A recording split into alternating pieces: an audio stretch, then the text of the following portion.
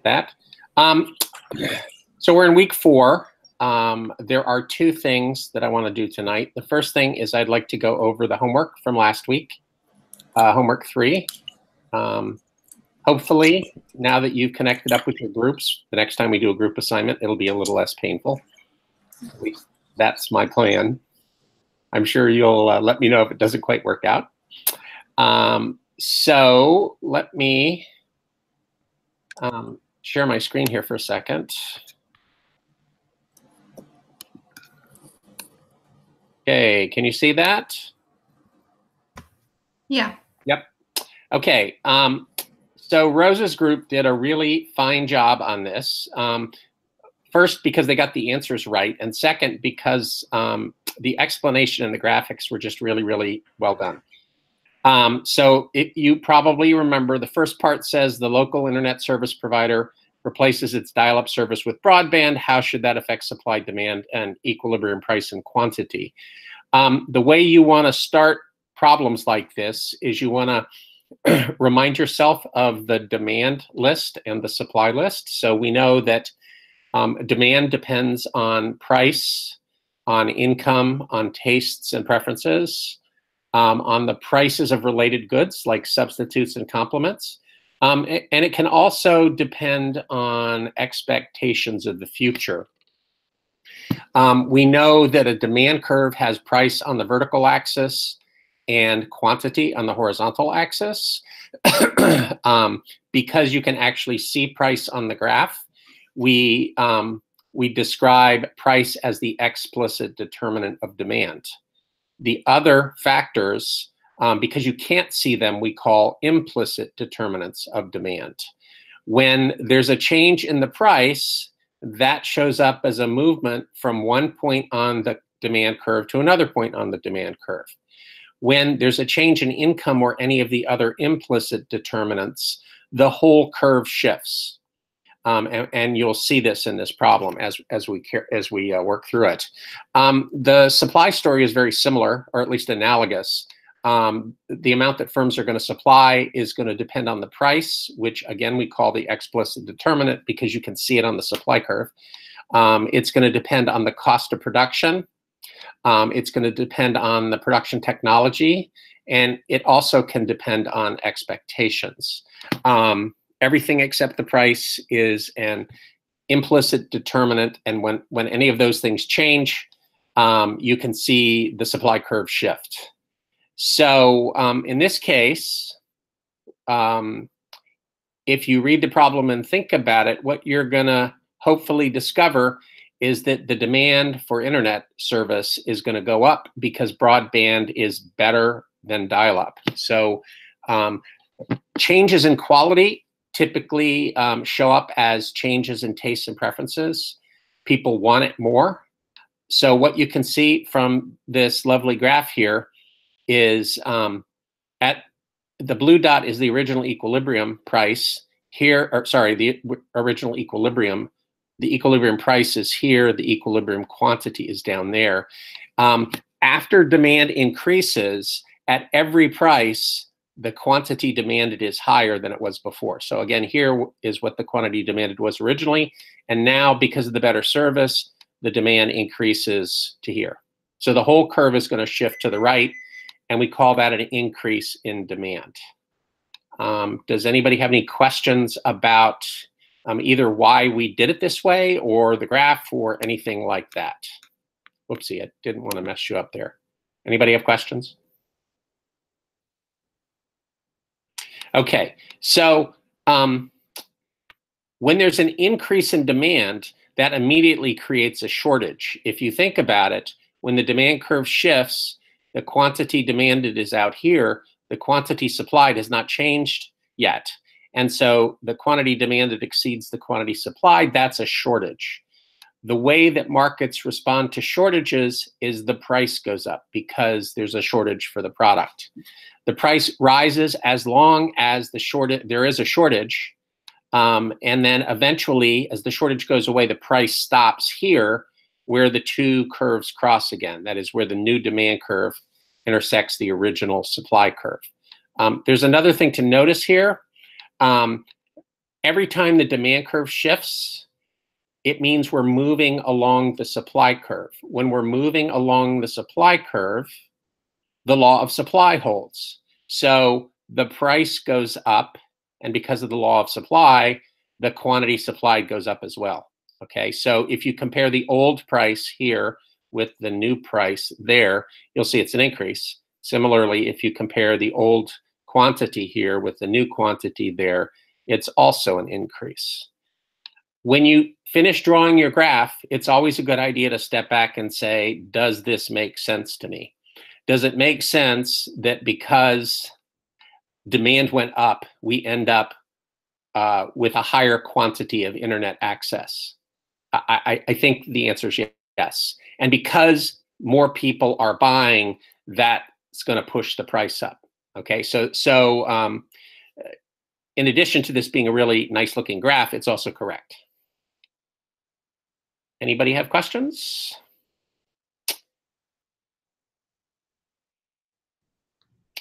All right.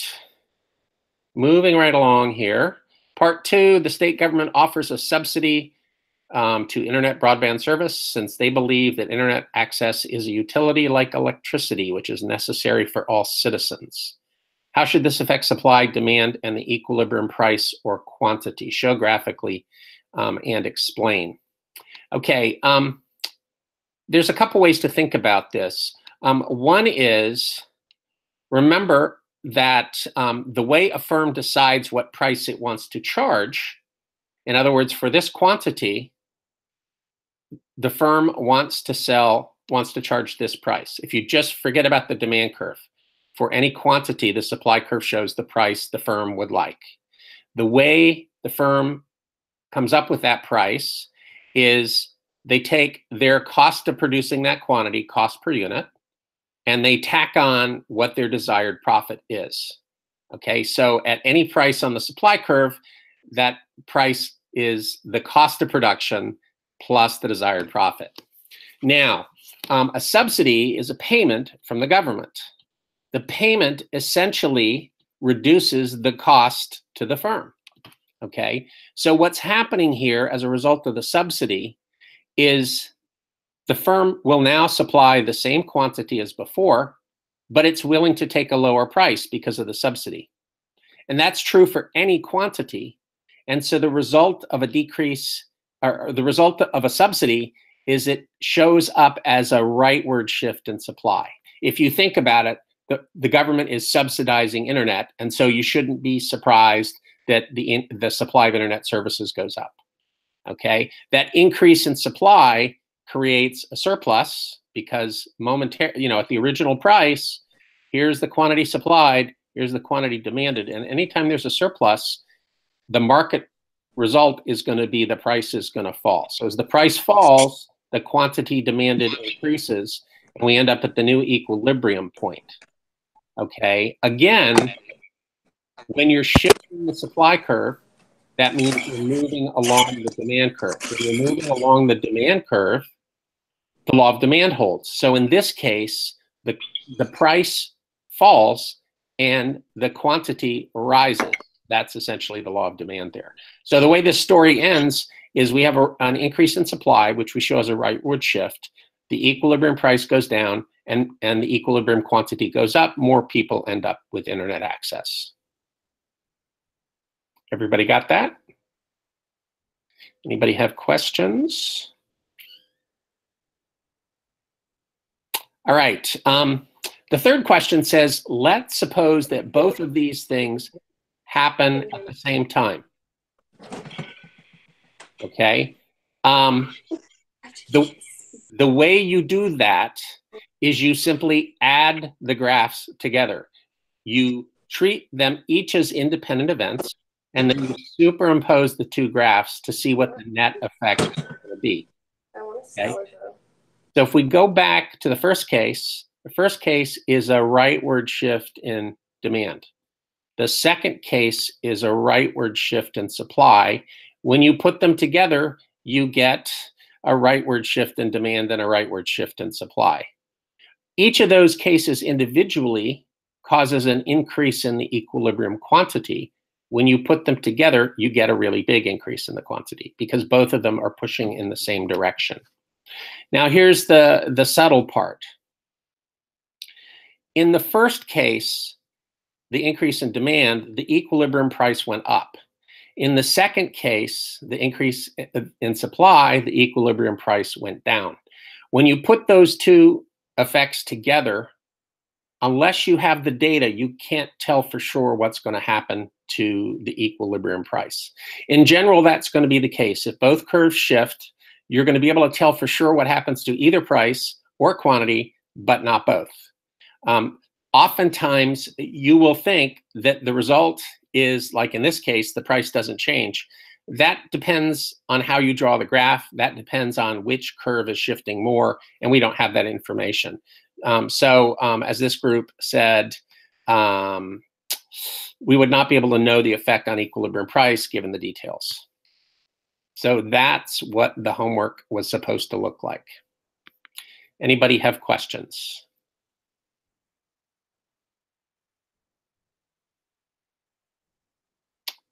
All right, great. Then let me come back here. Let's see. Abby, what are you doing here? Abby, you're not supposed to be here. Why not? Oh, practice got moved. It got moved from 5 to 7:30. So awesome. Oh, I know that face. She's still mad at you. So. Well, you know, stuff happens. I just thought I would say hi. Yes, absolutely. I got a great treat today. I got to meet Abby in the flesh. Woo! And it was, yeah. Anyway, it was a thrill. It was awesome. Yes, it was. All right, so now I'm totally flustered here, Abby. See what you did? All right.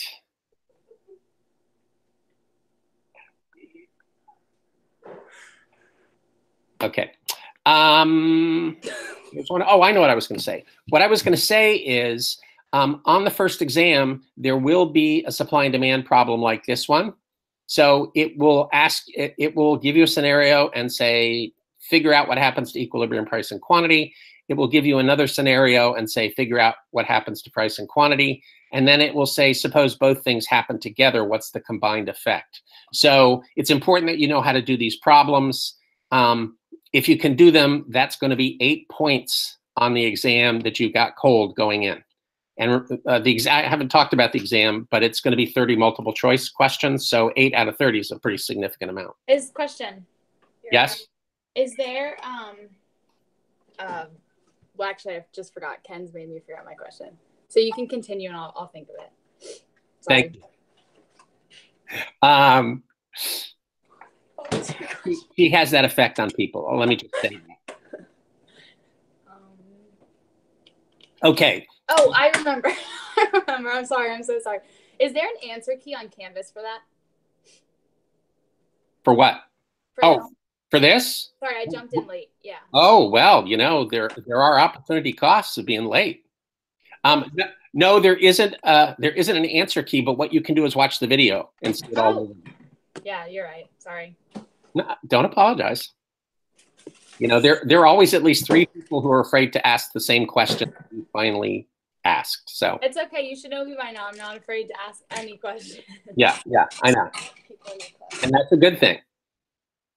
You know, as opposed to Rose, who always holds it in. Okay, how many questions did I email you today? About 3. It's like 3. Okay, yeah, but today was a slow day. That's true. You know, busy today. Rose is getting her money's worth, as it should be. Okay. All right. The second thing that I wanted to talk about today is tomorrow we're going to start our next Google Hangout. No, our next online discussion. I just put up an announcement about that. Let me see if I can find it for you. Oh, that's the wrong class. That would not be a good announcement for you guys. You know, when you have like 20 tabs up, life gets interesting. Okay. All right, here, I will show you. Let me just share my screen again, though that's always a little risky. Come on, where are you? There you go. And hey, come on, where are you? There you are. All right, hopefully you can see the announcement on Canvas.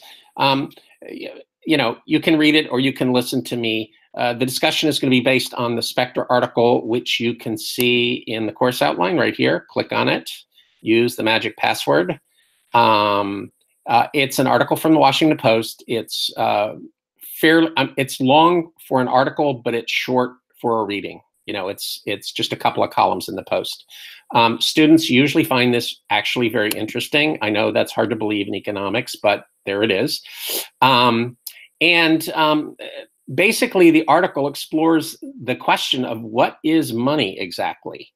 You know, we think we know what it is, but you know, what I'm going to argue, at least in the discussion, is that money is a social construct. It's something that we create for specific purposes. It doesn't exist sort of in the abstract. There isn't something that you find called money on the ground or a money tree. Though for people of a certain age, you may discover that your children think that you're the money tree, but that's a different question. All right. So what we're going to do is we're going to run the discussion on Twitter, and I say all the normal things in the announcement here. You know, post often and short rather than, you know, the 500-page or 500-word essay or something like that. Nobody's really going to want to read that, and I would only do it because, you know, I feel obligated. Plus, on Twitter, you can't really post 500 words, so that would be a complication anyway.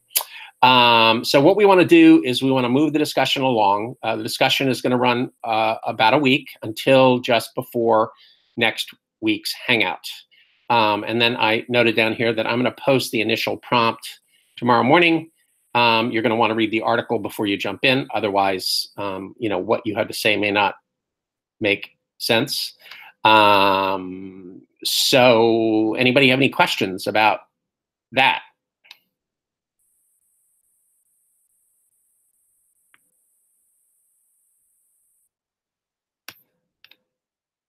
Come on, Abby, help me out here. Yeah, no, I'm sorry. I have no questions. Shocking. Okay. So that's really all I had to say. Oh, let me throw in one other observation, and that is we're doing most of the money and banking module. And the reason why is because it makes sense to me that since we've been talking about markets, it makes sense that we should bring money into the picture, because implicitly that's how people participate in markets, either buying or selling. So that's all we're doing this week, is sort of taking a broad brush overview of what money is, what credit is, what banks are, and how they operate. Later in the semester, when we get into monetary policy, we're going to get into more complicated parts of the discussion. I think you'll find that the discussion on Twitter this week is going to be sufficiently complicated, even though you may not think so. So that's all I've got. Did you look at the question that I asked you today? No, I didn't. I haven't had a chance yet. Okay. Because, you know why? Because you had a meeting with Morgan. Yes, as soon as I got out of my class. Oh. You know. Well, that's okay. I forgive you this time. Okay, good. Glad to hear it. So, but I will. Thank you. Yep, very good. Anybody else?